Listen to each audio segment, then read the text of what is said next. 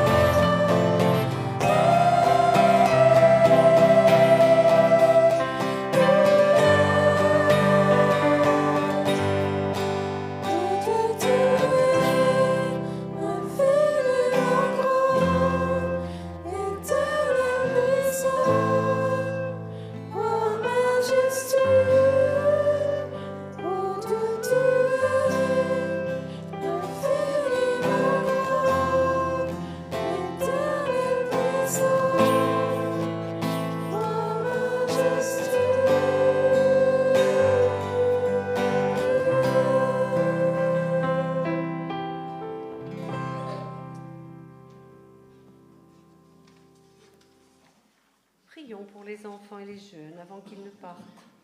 Père Saint, tout ce que nous avons vient de toi. Et nous te prions pour nos enfants, pour que tu les entoures de ta grâce. Conduis-les dans la vérité de ta parole et guide leurs moniteurs dans le service qu'ils ont auprès d'eux. À toi, Seigneur, toute gloire. Amen. Les enfants peuvent donc rejoindre leur salle et nous allons continuer nos chants. Nous allons chanter le règne du Seigneur. Le roi dans sa splendeur, il est vêtu de majesté. Nous allons le chanter.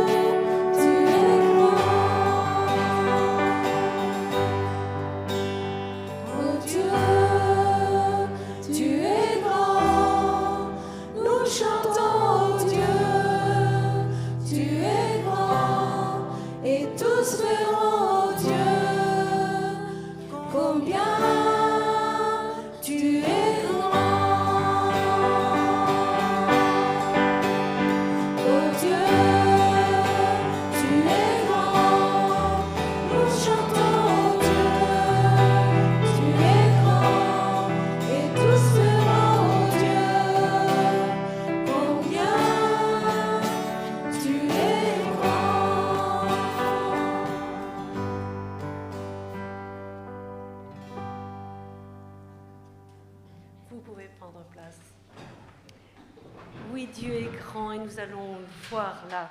Ce matin, le ciel s'ouvre pour nous. Nous allons contempler la gloire que Jésus a reçue de son Père à travers le récit de la Transfiguration. C'est en Matthieu 17. Je vais lire ce récit.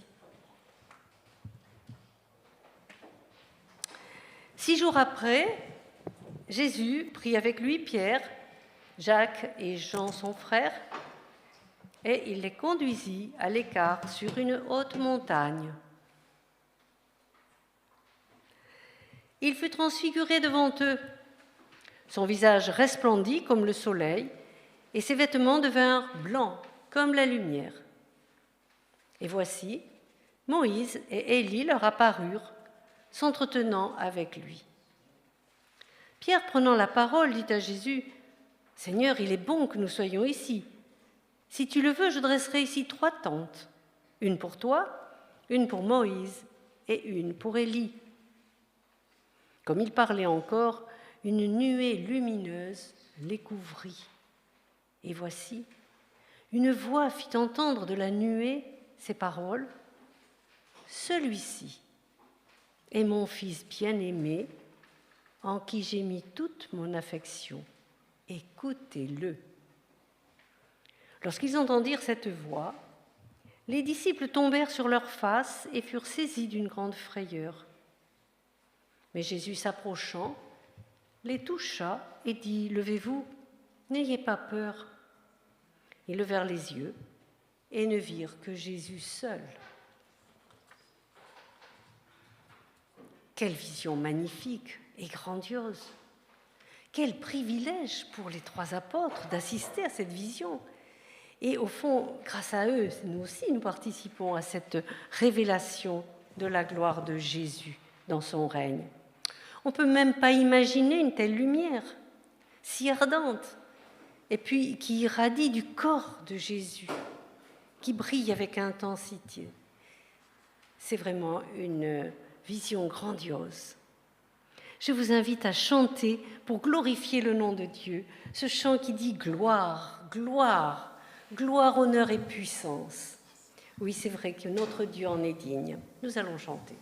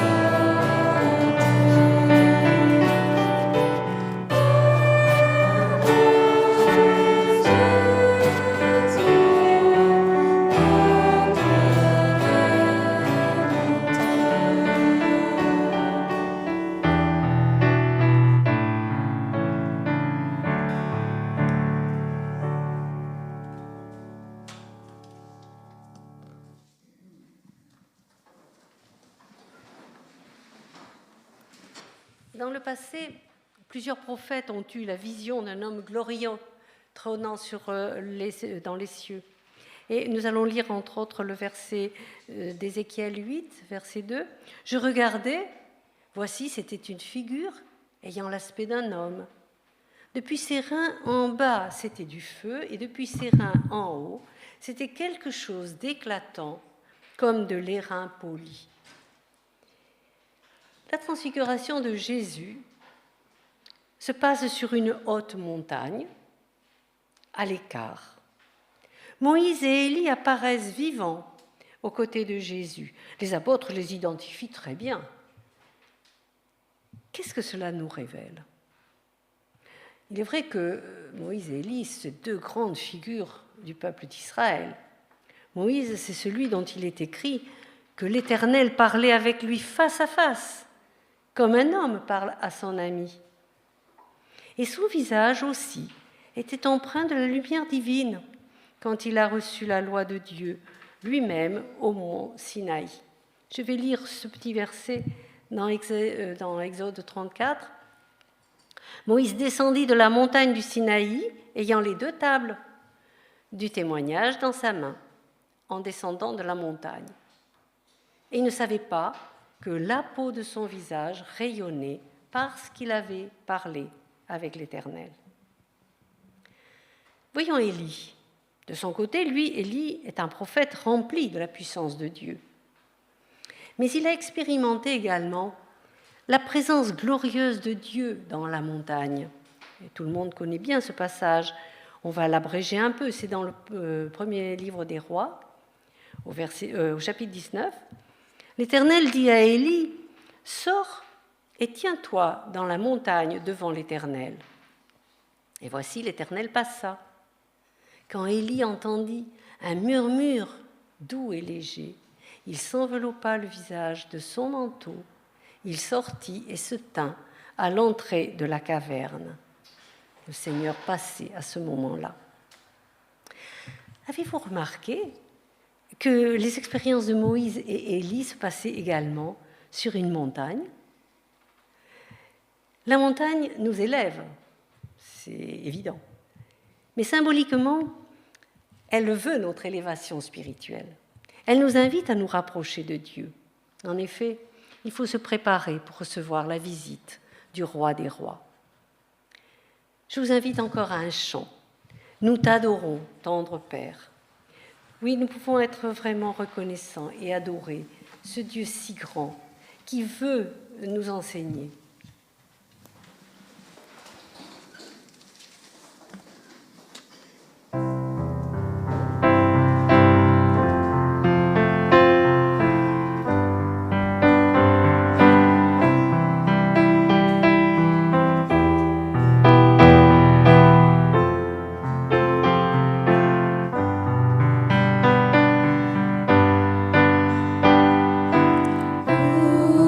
T'adore.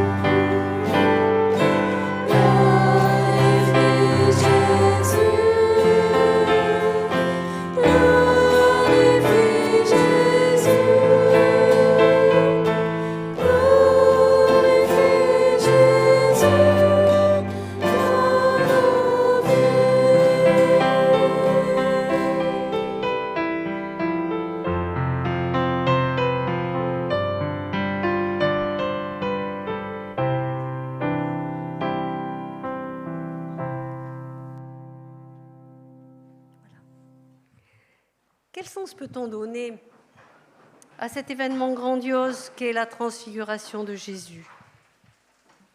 Chacun peut répondre selon ce que l'Esprit met dans son cœur. Mais pour moi, c'est un moment de contemplation. Dieu ouvre son ciel et il nous laisse contempler sa beauté, sa majesté, sa lumière. Dieu nous fait entrer dans la réalité céleste. Quelle grâce! Je constate également que le monde d'avant et le monde à venir sont réunis autour de Jésus, dans la gloire, et pour entendre la voix du Père qui dit « Écoutez Jésus, écoutez-le ». C'est la deuxième fois dans l'Évangile que la voix du Père se fait entendre. La première fois, lors du baptême de Jésus, le Père désigne Jésus comme son Fils bien-aimé. Mais ici, le Père donne une information de plus. Celui-ci est mon Fils bien-aimé en qui j'ai mis toute mon affection.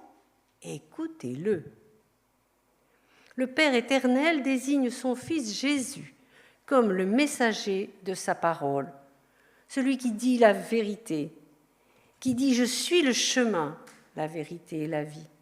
Nul ne vient au Père que par moi. »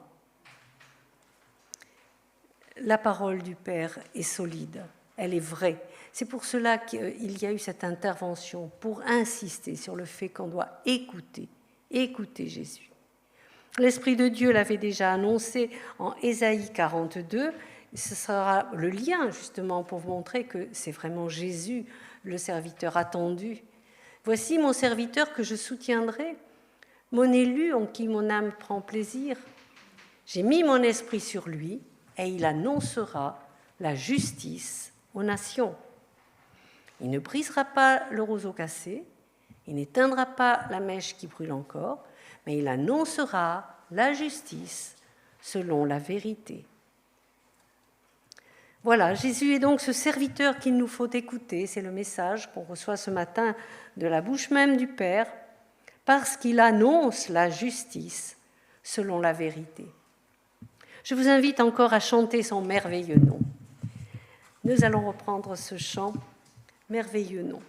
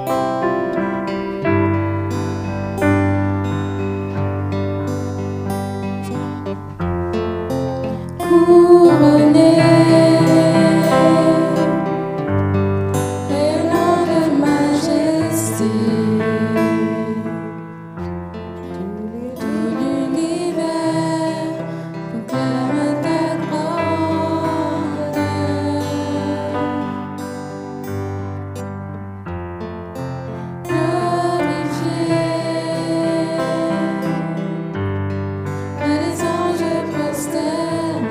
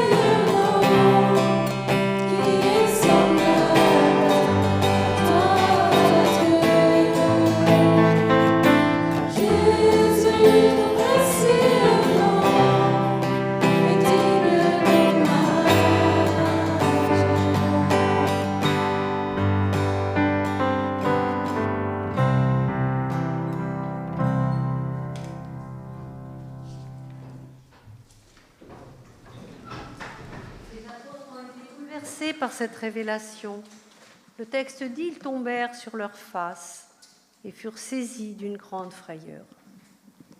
Comment ne le saurions-nous pas? Cela dépasse tellement notre entendement. Nous sommes littéralement atterrés, tout genou fléchi. Et nous avons besoin que Jésus nous rassure et nous dise « Levez-vous, n'ayez pas peur ». Restons un moment silencieux pour contempler cette vision magnifique. Après, nous aurons un temps de prière libre.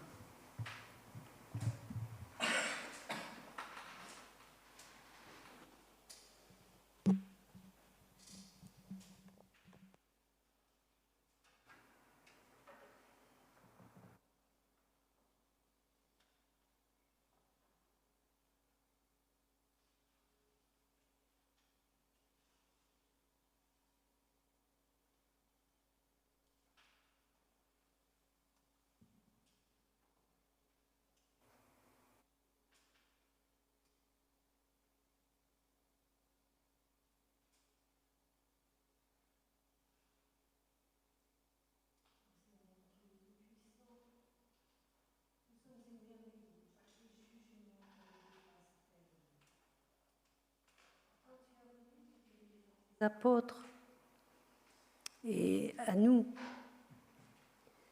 tu nous as initiés à ta justice, à ta vérité. Tu as choisi Jésus, ton Fils bien-aimé. Tu l'as glorifié pour que par lui, par son sacrifice volontaire, nous trouvions le chemin de la vie. Ô tendre Père, c'est d'un cœur reconnaissant que nous te disons merci. Amen.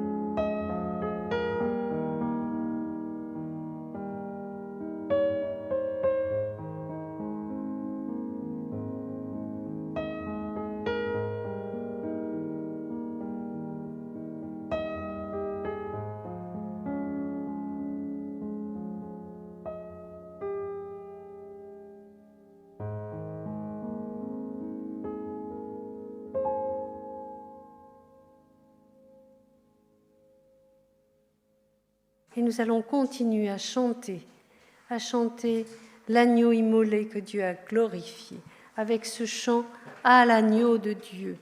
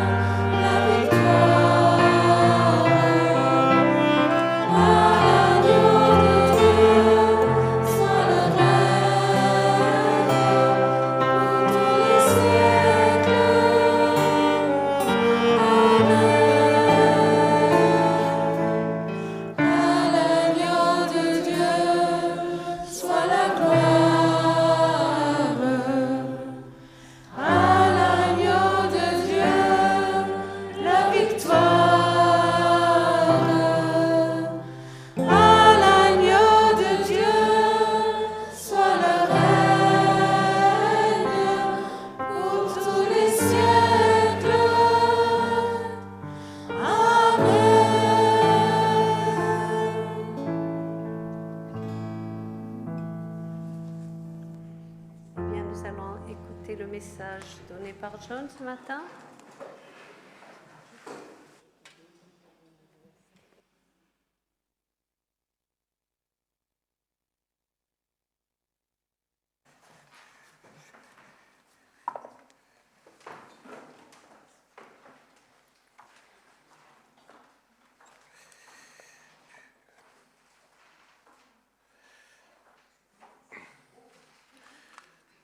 Bonjour à tous. Ce matin, j'aime parler un peu de 3 choses dans la vie chrétienne. Si vous aimez un titre pour mon message, c'est les 3 M de la vie chrétienne. C'est la méditation, la motivation et la mobilisation. Dimanche dernier, Pascal a parlé de la patience et de l'impatience. Et je pense que la patience est certainement quelque chose dont nous avons besoin en grande quantité lorsque nous cherchons à vivre une vie pieuse devant les hommes. Pour moi, j'ai besoin de ça vraiment quand je suis sur la route. Souvent, j'ai un esprit d'impatience. Ma femme dit que ça, ce n'est pas un vrai témoignage pour la vie chrétienne. D'avoir un esprit d'impatience. Je pense, si nous vivons une vie pieuse devant les hommes, nous avons besoin d'une grande quantité de la patience. Mais aujourd'hui, la première chose à laquelle je voudrais que nous réfléchissions est la méditation. Qu'est-ce que la méditation dans la vie d'un chrétien? Le mot méditation vient du mot latin meditare, qui a plusieurs significations, notamment réfléchir, étudier et pratiquer. La méditation chrétienne consiste à se concentrer délibérément sur des pensées spécifiques, comme un passage de la Bible, et à réfléchir à leur signification dans le contexte de l'amour de Dieu. C'est quelque chose qui, selon moi, fait défaut aux chrétiens d'aujourd'hui. Prendre le temps d'étudier la parole de Dieu. Oserais-je dire que l'ère de smartphone, comme le mentionnait Pascal la semaine dernière, nous a rendus impatients. Mais j'irai peut-être plus loin en ajoutant qu'il nous a aussi rendus paresseux. Nous tapons un mot, un sujet, et en quelques secondes, nous avons un résumé complet. Malheureusement, l'époque où nous nous asseyons avec nos Bibles pour apprendre par cœur des passages de l'Écriture semble révolue. L'auteur de l'hymne a écrit « Prenez le temps d'être sainte, parlez souvent avec votre Dieu et nourrissez-vous de sa parole. » Dieu a pourvu à nos besoins comme les enfants d'Israël pour la nourriture. Dieu a fourni la manne tous les jours. Mais les enfants d'Israël devaient sortir le matin pour la ramasser. Ils ne pouvaient pas la stocker, sinon elle aurait été périmée. C'était une routine quotidienne de collecter la nourriture pour ce jour-là. Êtes-vous d'accord avec moi? Dieu pourvoit à nos besoins, mais nous devons être actifs. Et pour soutenir la vie spirituelle, nous devons manger. Regardez la parole du psalmiste. Ce que j'ai dit et médité devant toi. J'espère que cela te sera agréable, Seigneur, mon rocher, mon défenseur. Le premier principe de la méditation est de se concentrer sur l'Écriture. La méditation engage l'esprit dans la vérité révélée de Dieu afin d'enflammer le cœur d'affection envers Dieu et de transformer la vie en obéissance. Dans ses écrits sur ce sujet, A.W. Pink, un écrivain de le dernier siècle, l'a défini comme suit. La méditation est une intention sérieuse de l'esprit par laquelle nous cherchons la vérité et la fixons efficacement sur le cœur. La direction de notre esprit révèle l'amour véritable de notre cœur. Et c'est pourquoi, selon Pink, celui qui aime la parole de Dieu la médite régulièrement. Regarde encore dans les psaumes combien j'aime ta loi. Elle est tous les jours l'objet de ma méditation.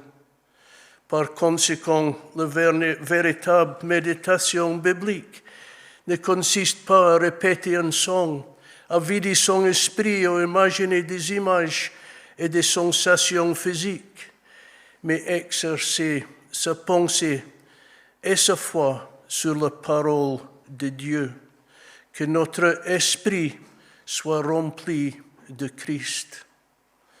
Pour moi, la méditation est un aspect important de la dévotion personnelle.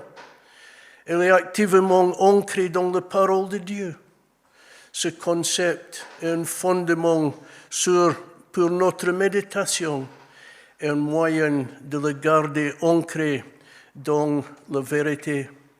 Encore dans le psaume, nous lisons « Oh, que j'aime ta loi ! Je la médite tous les jours. Ton commandement me rend sage plus que mes ennemis, car il m'accompagne toujours. Je suis plus avisé que tous mes maîtres, car je médite tes édits. » Remplacer les mensonges par la vérité biblique grâce à la méditation. Si nous luttons, c'est en partie parce que nous croyons aux mensonges de l'ennemi.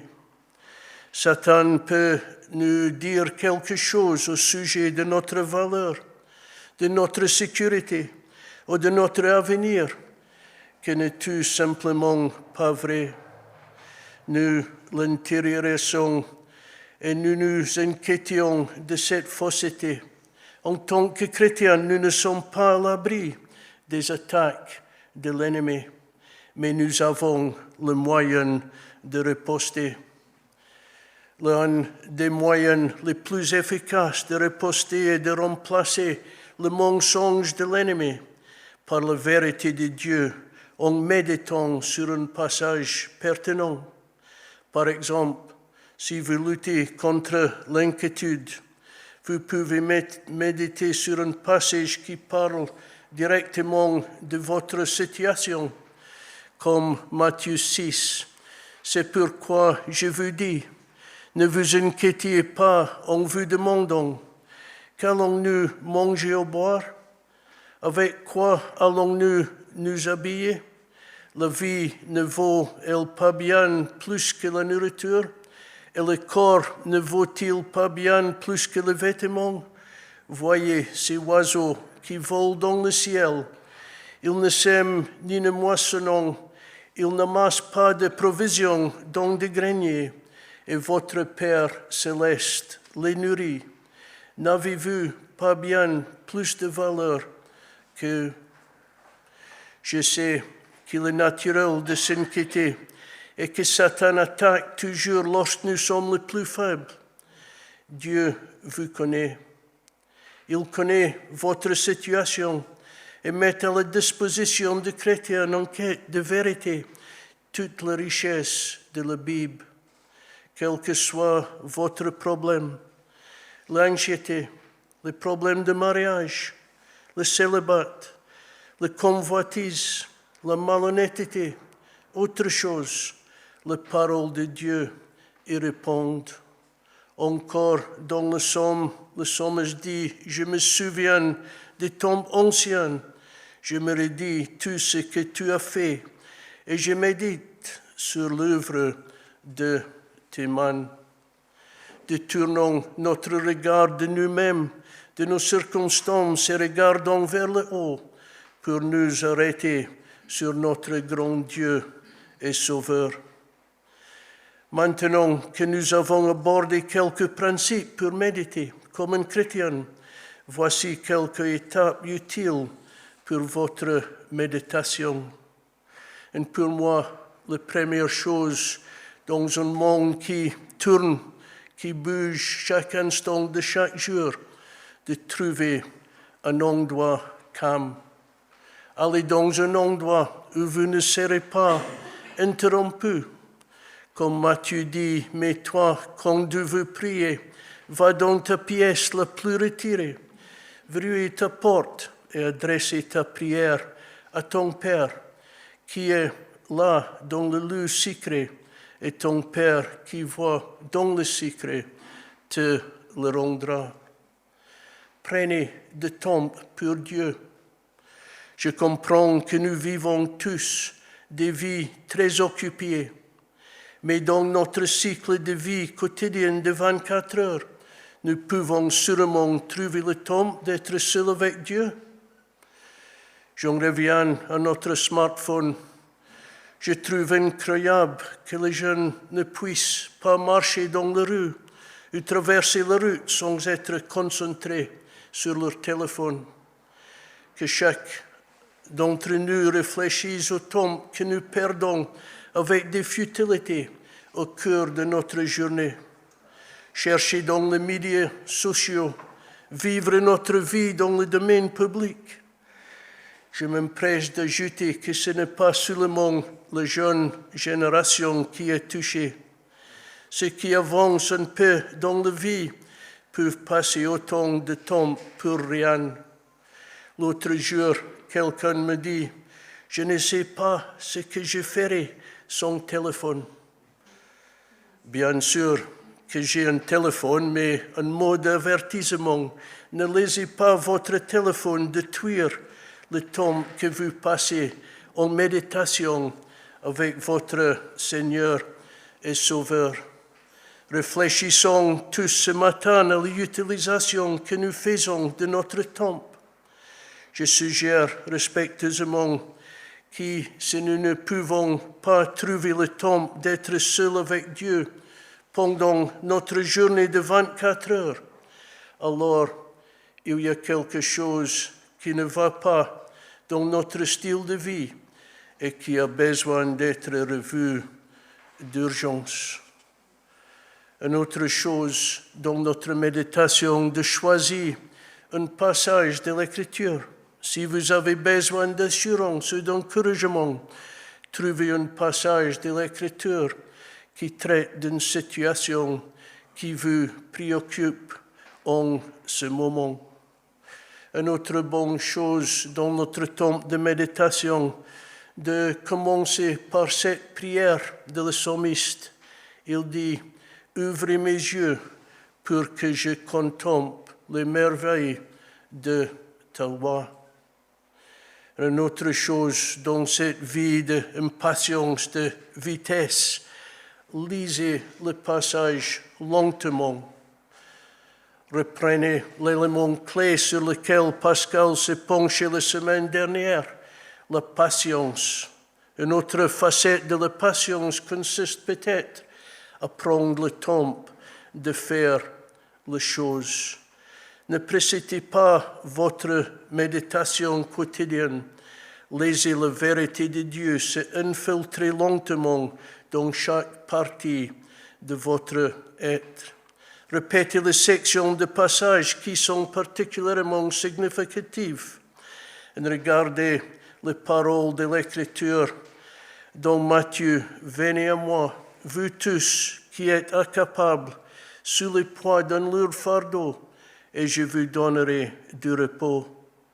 Prenez mon joug sur vous et mettez-vous à mon école, car je suis doux et humble de cœur, et vous trouverez le repos pour vous-même. Oui, mon joug est facile à porter, et la charge que je vous impose est légère. » Dieu nous a donné sa parole et les promesses qu'il contient pour que nous les saisissions. Dieu a fourni le manne aux enfants d'Israël, mais ils devaient faire quelque chose. Ils devaient la ramasser et la manger tous les jours. Comprends-tu l'image? Se nourrir pour maintenir la vie et grandir dans notre vie chrétienne. Et priez sur tout ce qui vous vient à l'esprit par le Saint-Esprit. Après avoir médité sur le passage, aborder tout ce que le Seigneur met en évidence à ce moment-là et qui peut vous rappeler de vérité alors que vous considérez sa parole. Jean dit, mais le défenseur en justice, le Saint-Esprit que le Père enverra en mon nom, vous enseignerez toutes choses et vous rappellera tout ce que je vous ai dit moi-même. Et encore, en Psaume 63, nous lisons, « Lorsque je suis couché, mes pensées vont vers toi. Je médite sur toi tout au long de la nuit. » Ça, c'est la méditation. Et ensuite, mon deuxième M ce matin est la motivation, car nos cœurs et nos esprits sont remplis de Christ, ce qui devrait nous conduire à être motivés. Nous lisons dans le Thessaloniciens, nous exprimons constamment notre reconnaissance à Dieu au sujet de vous, tout lorsque dans nos prières nous faisons mention de vous. Nous nous rappelons sans cesse devant Dieu notre Père, votre foi agissant, votre amour actif et votre persévérance soutenue par votre espérance en notre Seigneur Jésus-Christ. Car nous savons, frères et sœurs, que Dieu vous a choisis, vous qu'il aime. En effet, l'évangile que nous annonçons, nous ne vous l'avons pas porté en parole seulement, mais aussi avec puissance par le Saint-Esprit et avec une pleine conviction. Et quelle est la plus grande motivation pour la vie chrétienne ce matin? Qu'est-ce qui nous motive à lire nos Bibles, à prier, à aller à l'église et à servir le Seigneur? Quelle est la force motrice qui nous pousse à vivre saintement, séparés du monde, et à rechercher la ressemblance avec le Christ? Qu'est-ce qui nous pousse à réunir la chair, nos désirs personnels et notre propre volonté pour servir les autres, partager l'Évangile et faire preuve de sacrifice dans nos églises? Je pense qu'il s'agit là d'un questionnaire suffisant pour nous amener à réfléchir au pourquoi de notre marche avec le Seigneur. Les réponses sont multiples. Nous pouvons dire parce que Dieu m'a sauvé pour ces choses. C'est vrai, mais cela ne nous soutiendra pas. Et pourquoi pas? Dieu me l'ordonne. C'est également vrai, mais une fois de plus, cela ne nous fera pas avancer. Peut-être que c'est notre amour pour Dieu qui est notre réponse à la motivation de la vie chrétienne. C'est noble, mais insuffisant. Pourquoi notre amour pour Dieu fluctue? Nous sommes endommagés par le péché et affaiblis par le péché, des personnes avec des humeurs, des émotions et des circonstances qui font que notre amour pour Dieu est loin d'être ce qu'il devrait être et qu'il n'offre pas de motivation continue pour vivre la vie chrétienne. Un jour, ce ne sera pas un problème, mais c'est pour le ciel et pour un autre jour. Alors, qu'est-ce qui le ferait? Quelle est la plus grande motivation pour nous aujourd'hui, pour la vie chrétienne?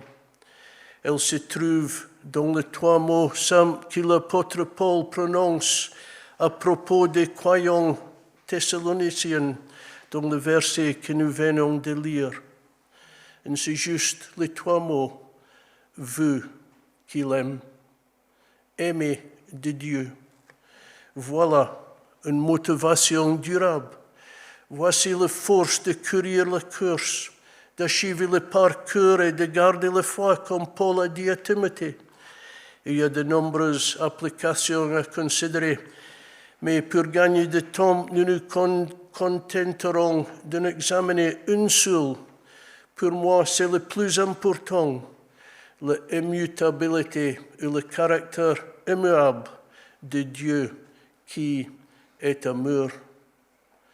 La plus grande vérité sur l'amour de Dieu qui nous motive à vivre toute notre vie pour lui est le fait qu'il ne change jamais.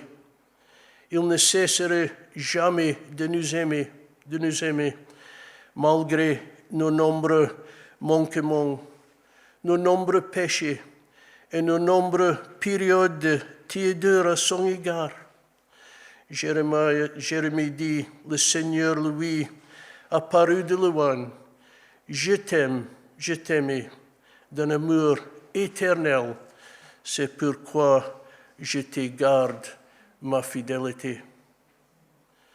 L'amour de Dieu n'est pas un amour de marguerite, en anglais s'appelle daisy love, dont les pétales sont alternativement tués, dont il ne m'aime pas. Non, c'est toujours il m'aime. Quelqu'un a posé à un grand théologien la question suivante. Pourquoi Dieu nous aime-t-il? S'attendant à une longue réponse contenant de profondes vérités théologiques, il a reçu une réponse simple et enfantine qui est la seule réponse possible. Et c'est ça, parce qu'il nous aime. Ça, c'est la seule chose qui motive nous ce matin, et c'est le mot ici, parce qu'il nous aime. Réfléchissez, Dieu nous aime-t-il parce que nous sommes aimables? Non, nous ne le sommes pas. Dieu nous aime-t-il parce que nous sommes dignes de son amour? Non, nous ne le sommes pas. Dieu nous aime-t-il parce que nous avons mérité son amour? Non, nous ne le pouvons pas. Dieu nous aime parce qu'il est amour, et c'est ce qu'il fait. L'apôtre Jean dit beaucoup sur ce sujet. Lisons, cela pénétré dans nos cœurs. Nous sommes aimés d'un amour éternel qui n'est pas basé sur nos performances ou sur la perte due à notre manque de performance. C'est une motivation pour vivre pour lui tout le temps. Et ce matin, je viens maintenant à mon troisième et dernier point, c'est la mobilisation. Nous avons pensé de la méditation, la motivation. Et le troisième M ce matin, c'est la mobilisation.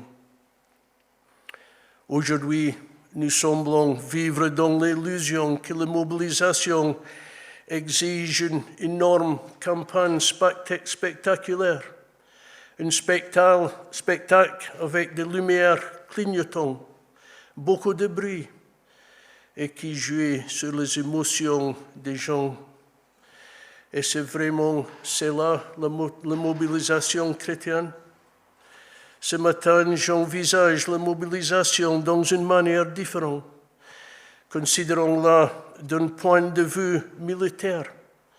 Lorsque les troupes sont mobilisées, il y a d'abord un temps d'entraînement qui comprend toutes sortes de choses. La familiarisation avec les armes, la condition physique et l'endurance, la discipline, le travail d'équipe et le but et l'objectif de la campagne. Regardez ce que le Seigneur a dit à ses disciples de commencer la mobilisation à Jérusalem d'abord. Permettez-moi de reprendre cette phrase du Seigneur Jésus et d'appliquer dans ce sens. Pour moi, la mobilisation dans la vie chrétienne commence avec moi-même. Elle vient de ce que nous sommes motivés par l'amour de Christ pour nous. Une équipe ne vaut que ce que valent les individus qui le composent. Ceux qui suivent le football sont peut-être tous un peu désillusionnés par nos équipes en ce moment. Dans chaque équipe, il y a quelques individus qui font des efforts, mais dans l'ensemble, il semble y avoir un réel manque de motivation. Et vous, qu'en est-il de moi? Sommes-nous vraiment motivés pour servir celui qui nous aime et qui s'est donné pour nous?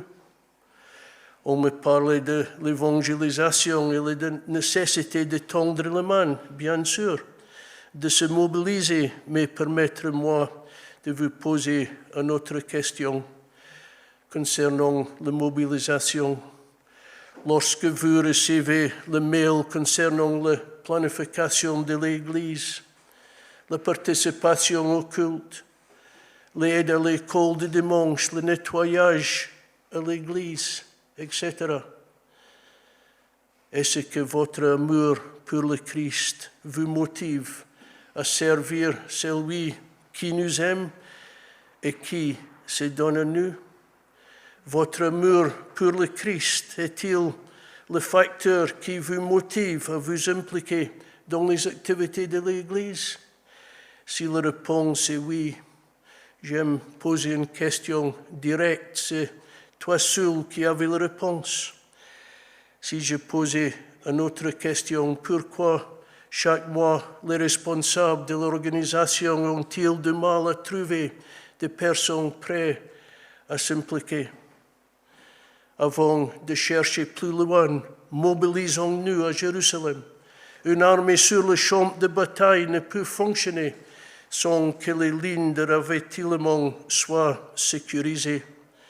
Vu dans la Deuxième Guerre mondiale, Rommel l'a constaté en Afrique du Nord, lorsque ces lignes de ravitaillement ont été coupées par les Alliés. Sa mission de conquête de l'Afrique a échoué. Il est facile de chanter « Tout pour Jésus », mais cherchons en tant qu'individu à mettre ces paroles en pratique pour qu'elles aient une signification réelle. Actuellement, dans les études bibliques de l'Église, nous parcourons les actes des apôtres. Le titre parlait de lui-même, Actes des apôtres.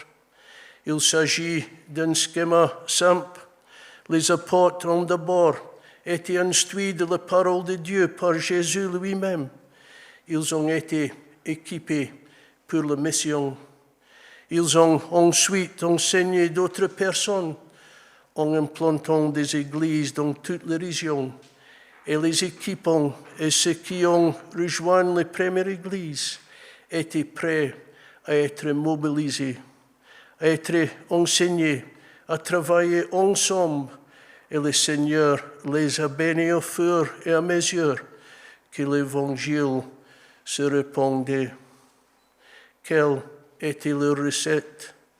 C'est simple. Dans Actes 2, Luc écrit qu'ils persévéraient dans l'enseignement des apôtres, dans la prière, dans la fraction de pain et dans la communion fraternelle. Regardez le résultat. Le Seigneur a ajouté chaque jour à l'Église ceux qui étaient sauvés. J'espère que le Seigneur aiderait chacun d'entre nous à adopter ces 3 actions simples dans nos vies chrétiennes ce matin. Méditer la parole de Dieu et vivre en communion avec lui. Motivé par l'amour immuable et éternel de Christ pour chacun d'entre nous, ce qui devrait nous encourager à nous mobiliser pour sa gloire et la bénédiction des autres, afin que, comme Paul l'a dit aux croyants romains, nous soyons prêts à présenter nos corps comme des sacrifices vivants qui lui soient entièrement agréables à Dieu. Amen. Nous aimons et chante « Je suivre mon Seigneur ».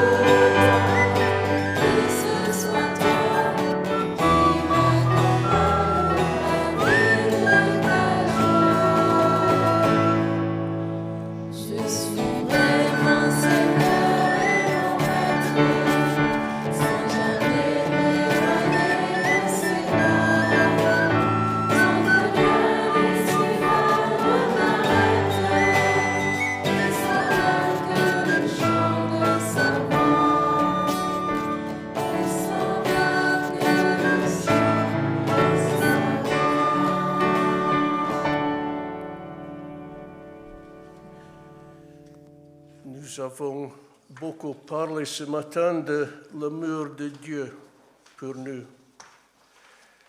Je pense nous avons dans les emblèmes que nous avons devant nous, nous avons la plus grande preuve de l'amour de Dieu pour nous dans le sacrifice de son Fils pour nos péchés. Le pain nous parle de son corps et le vin nous parle de son sang précieux qui a été versé en sacrifice pour nos péchés. L'apôtre Paul nous dit dans sa lettre à l'église de Rome que Dieu montre son amour pour nous en ce que, alors que nous étions encore pécheurs, le Christ est mort pour nous. Comme nous l'avons déjà mentionné, pourquoi a-t-il fait cela? Tout simplement parce qu'il nous aime, vous et moi. Prions. Père, nous pouvons dire combien grand était l'amour qui a dessiné le plan du salut. Combien grande a été la grâce qu'il a fait descendre jusqu'à l'homme. Combien est profonde le fossé que Dieu a comblé au calvaire. La miséricorde était grande et la grâce était gratuite. Le pardon a été multiplié pour moi. Là, mon âme, accable par le péché, a trouvé le pardon au calvaire. Amen. Si vous avez fait personnellement l'expérience de l'amour de Dieu et que vous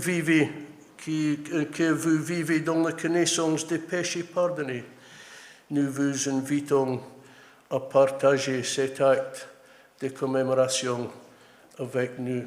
Je demande à René, à Guy et Joël de viande faire la distribution, s'il vous plaît.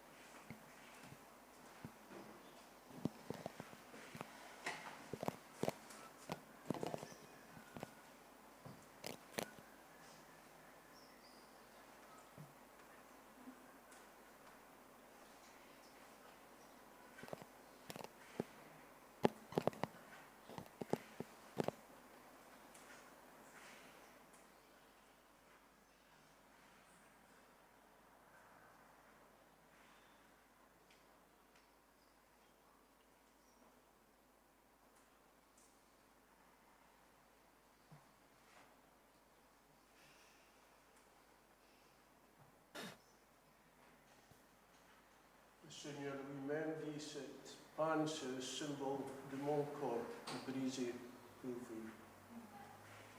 Mange en mémoire pour moi.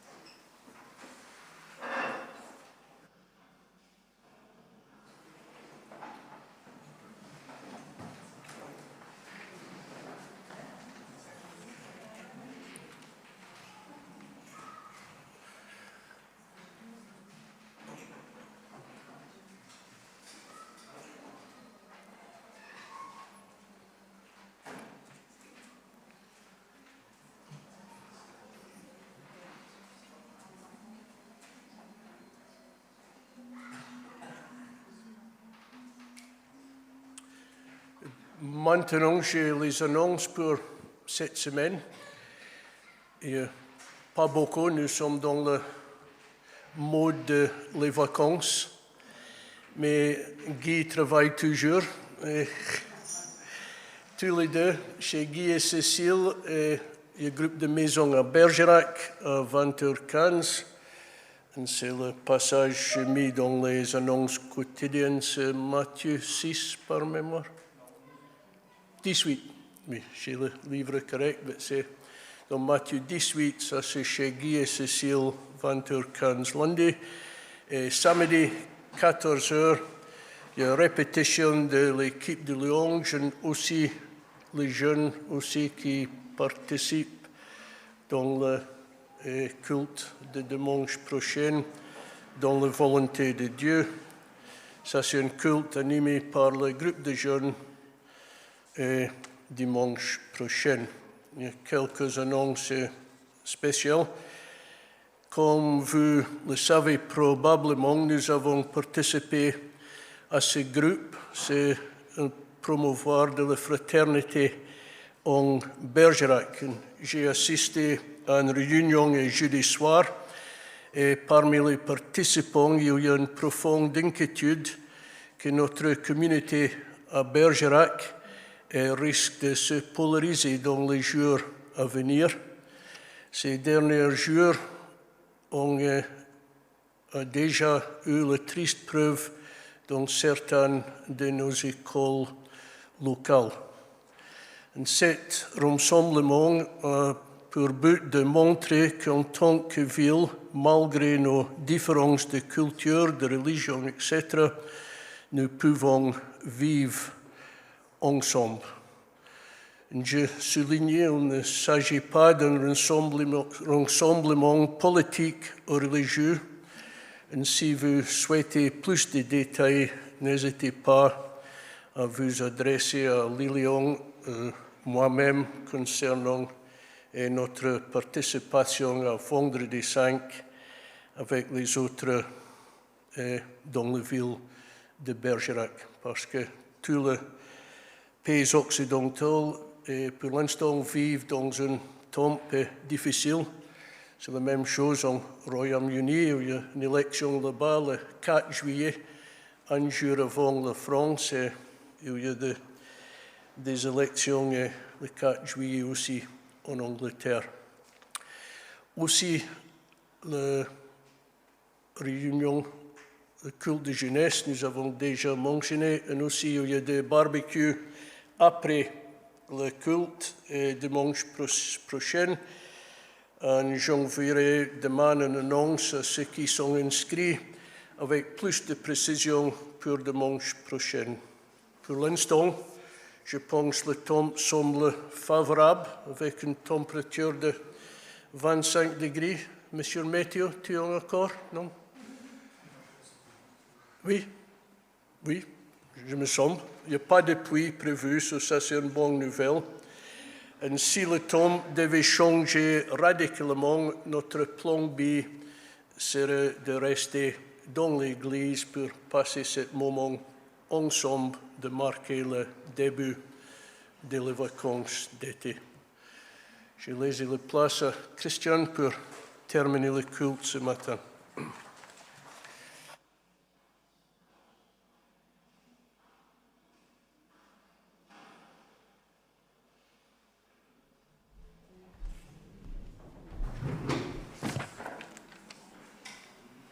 Nous allons prier.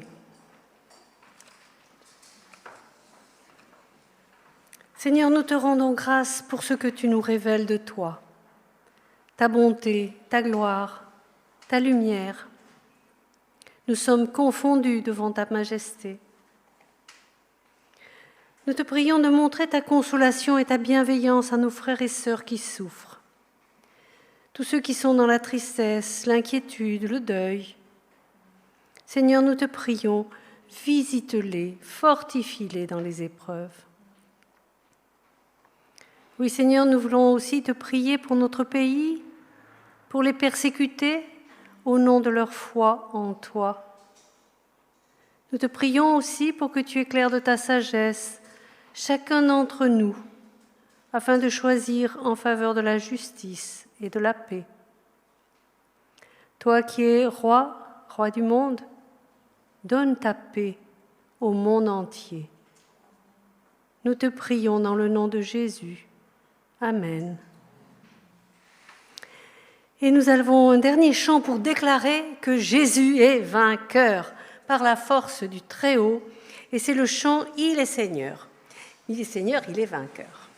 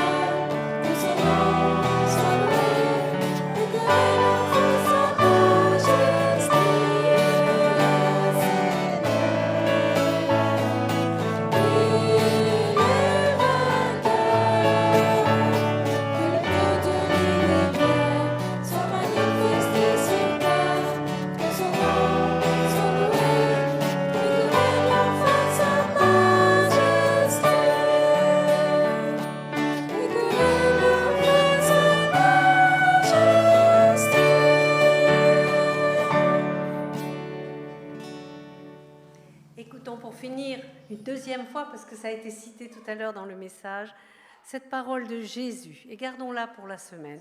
« Venez à moi, vous tous qui êtes fatigués et chargés, je vous donnerai du repos. Prenez mon joug sur vous, recevez mes instructions, car je suis doux et humble de cœur, et vous trouverez du repos pour vos âmes. » Alors bon dimanche à tous.